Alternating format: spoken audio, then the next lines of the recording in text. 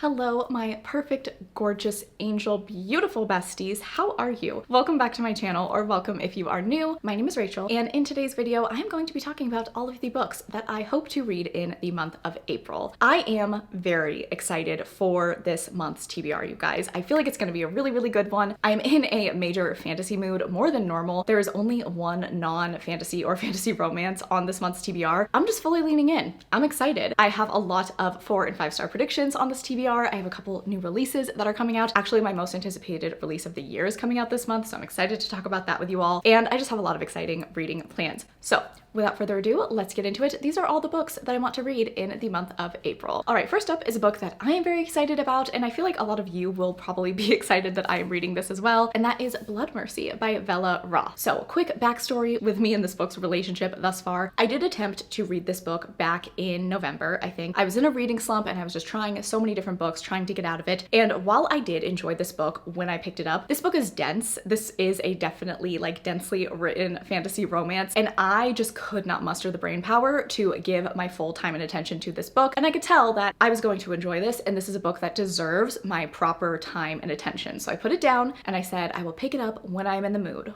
Well, I'm happy to report I am very much in the mood for this book, and I'm really, really excited to dive into this story. So if you don't know, this is an adult fantasy romance, and it follows our main character. She is the bastard daughter of a very evil king, and then her love interest is this vampire-like being called a Hesperine, and the Hesperine people come to her father's kingdom kind of to do like peace talks and, you know, discuss the treaty that they have. And our two characters should be enemies, but really kind of end up having this really sweet friends to lovers dynamic. And there's a lot more going on too with the plot and everything. I think that from what I read of this book so far, there was a nice balance of romance, but also like really solid plot, intricate political things happening. And I am just so excited to be picking this book up. The next book on my April TBR is going to be A Fate of Wrath and Flame by K.A. Tucker. This is going to be a buddy read with my best friend Hannah over at Hannah's Recent Reads. And I'm very excited but nervous because in the past when Hannah and I have attempted to buddy read a fantasy romance in particular, it hasn't gone very well. Specifically, City of Gods and Monsters ending up, I think, on both of our like worst books of the year list. So wish us luck. Hopefully this one will be a little bit better, but we both have had an interest in reading this book and said, you know what, let's buddy read it. Let's see what happens. Hopefully we both enjoy this one. So this book follows our main character, Romeria. She is a very gifted thief and she lives in New York City. So I think this is kind of like a low fantasy that starts out in New York City, but then we do go into this like elven realm from what I understand. And our main character is sent on a mission into this realm and ends up assuming the identity of a recently imprisoned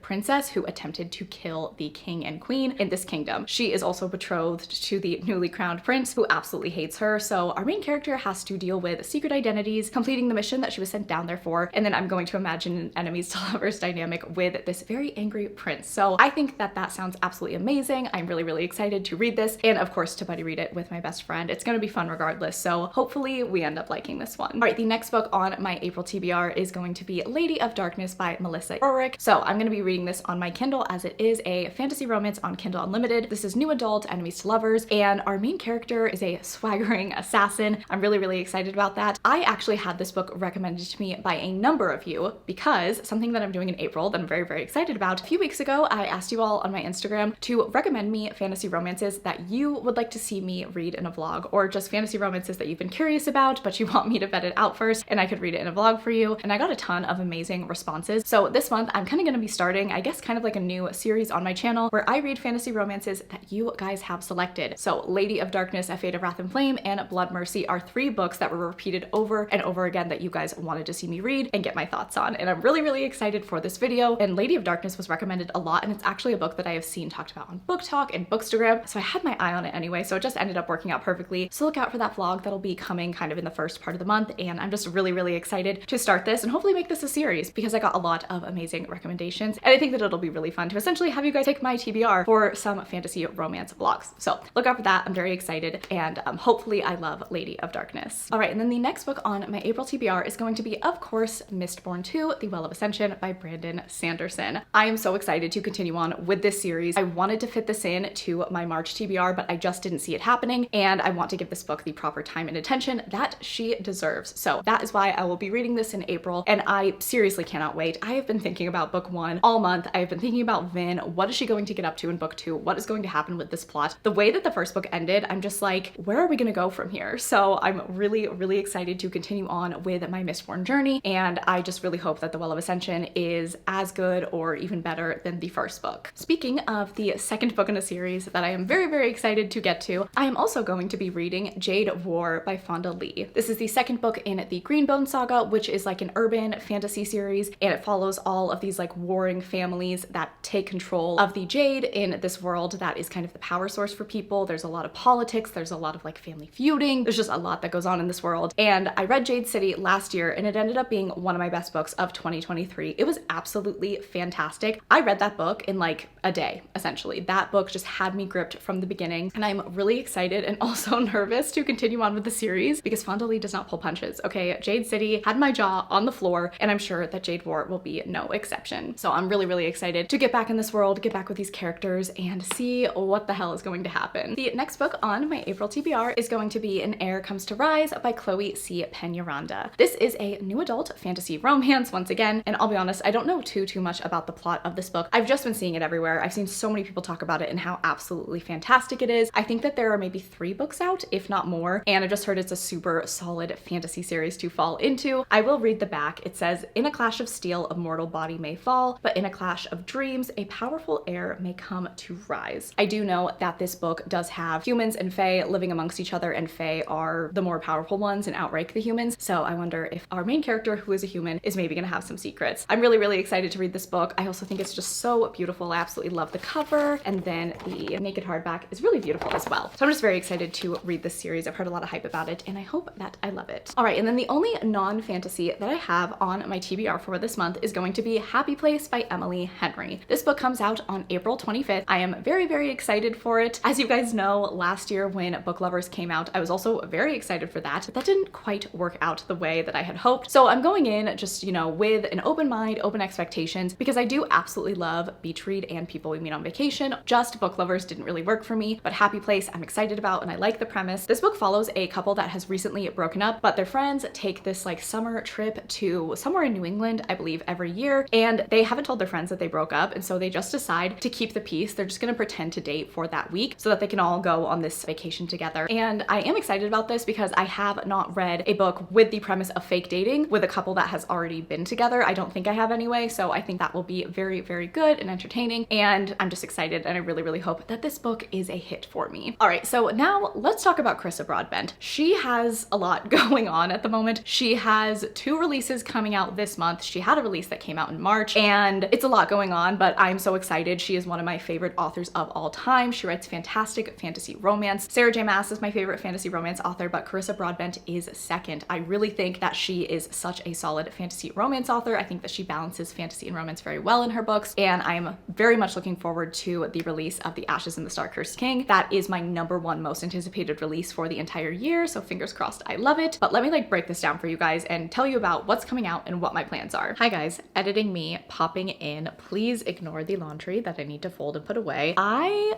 just wanted to pop in really quick because I just edited the part that you're about to watch, and it's essentially like 2.5 minutes of me just going hard for Carissa Broadbent's books and recommended reading orders and the specific release dates and all of that. And I just want to say, if anyone was thinking this, that this is not sponsored at all. What you are about to watch is my inability to be a casual fan. I don't know how to be a casual fan. I am a fangirl through and through. When I love something, I become obsessed with it. I am extremely passionate about it, especially books. If I find books that I love, like you guys know, I'm so passionate about them and I just can't shut up about them. And maybe I'm too passionate, but I did just want to like say that. I don't know if anyone's gonna think that, but it just kind of made me laugh, and I was like, maybe I should just clarify. I am not sponsored at all. Carissa Broadbent has absolutely no idea who I am. I just love her books to death and want you guys all to read them. So yeah, I just want to put that out there. Enjoy the rest of the video. Love you guys. talk to you later. Okay, so first of all, I'm gonna be rereading The Serpent and the Wings of Night. This is an adult vampire fantasy romance. I am sure we have all heard me talk about this book about 6 million times. One of my absolute favorite fantasy romances of all time. It is so solid. If you haven't read this book, what are we doing, babe? Like, what are we doing if we have not read this book? Please read this. It is really fantastic. It's on Kindle Unlimited, or you can buy a physical copy. I promise that you'll like it.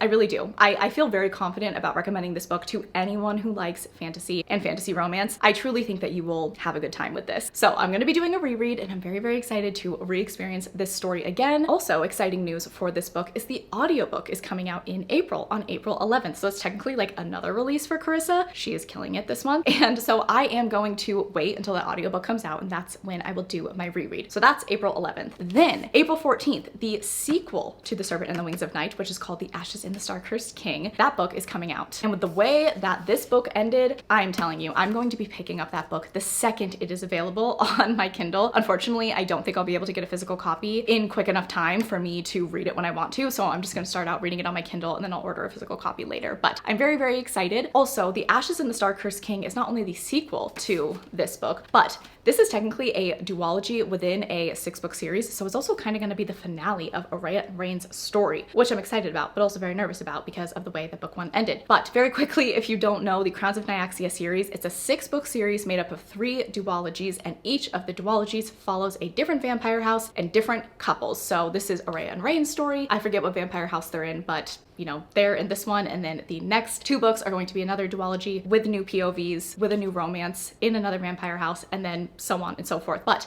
the plot is interwoven throughout all of the books, so it's going to be consistent. We're just switching POVs. Does any of that make sense? Probably not, but we're going to keep going. Ashes in the Star-Cursed King comes out April 14th. Absolutely so excited for that. It's going to be fantastic. And then on, I literally have my notes, on, where is it? April 27th, Slaying the Vampire Conqueror is coming out. So Slaying the Vampire Conqueror is a standalone novel in the Crowns of Nyaxia world. You can read it whenever. Carissa said that it's just a standalone, but there are going to be connections that I think would probably be more gratifying if you've at least read this book before you pick that one up. But it's gonna be a standalone, and there is gonna be some epic plot, you know, little Easter eggs in there that will connect in the future to other Crowns of Nyaxia books. So I'm excited about that. And in that book in particular, I have no idea what the plot is about. I'm so sorry. But Carissa did say that the love interest is like inspired by Daemon Targaryen.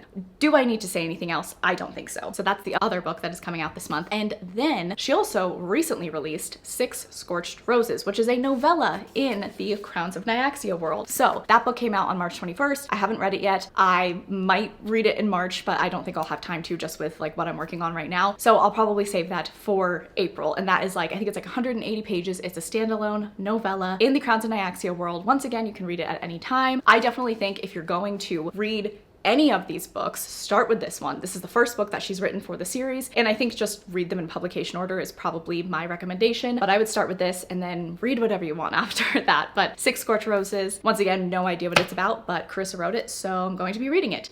So, are you guys confused? Because I am. But those are all my plans though, so I will be reading effectively, I will be reading 4 of Carissa's books this month, but honestly, that feels good. That feels right. So I am very excited for all of that. Alrighty, friends. So that is it. Those are my April reading plans, and I am really looking forward to every single one of those books. I would love to know down in the comments, what are you reading this month? What are you most excited for? Is there a release that is coming out that you're looking forward to? And yeah, I think that is going to be it for me. If you have made it to this point in the video and you wanted to let me know, go ahead and leave the 2 crossing swords emoji. I really like that one. I think it represents the fantasy genre very well, which is definitely what I will be focusing on this month. Please make sure that you are following me on Instagram and Goodreads. Both are linked down below. I really appreciate that you watched this video. I hope that you are all having such a fantastic day. I love you all so much, and I will catch you guys in the next one.